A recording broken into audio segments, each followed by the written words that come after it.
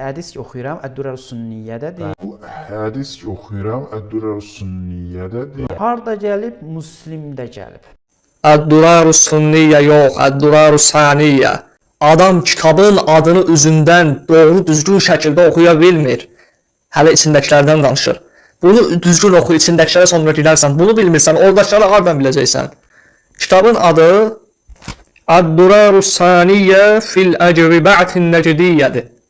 Amma bu adam oxuya bilmir kitabın adını düzgün. Sonra baxın nə deyir? Müslimdə belə gəlir. İndi bir qərar ver. Ey əmmaməli rafizi. Ey mülhid. Qərar ver, hardan oxuyursan? Müslimdə gəlir, əvvəl də deyir Əd-Durər-Sünniyyə. Onu da doğru deyə bilmir ha. Yenə desəydi ki, Müslimin şərhi belə bildirilir. Əd-Durər-Sünniyədə yenə dərd yarı. Subhanallah. Belələrindən din götürmək olarmı? Ay insanlar, özünüz baxın, yəni kitabın adını düzgün deyə bilmir. Bunun oxuyuşuna baxın, bunun kitab oxumasına baxın. Bu adi bir kitabı bu formada oxuyur. Gör, Qur'an-ı Kərimi nə halda oxuyur. Subhanallah. Həqiqətən bu adam Hüccətül İslam, nəyin Şeyxül İslam? Şeyx, tələbə belə deyil. Şeyx ola bilər, mülhidlərin şeyxidir. Ey rafizi mülhid, get kitabların adını doğru düzgün oxumağı öyrən. Doğru düzgün oxumağı öyrən və ərəb dilini biraz da təkmilləşdir.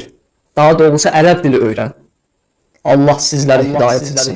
Əstağfirullah və nətubu ileyh. Allah istədiyini azdırar, istədiyini isə düz yola yönəldir.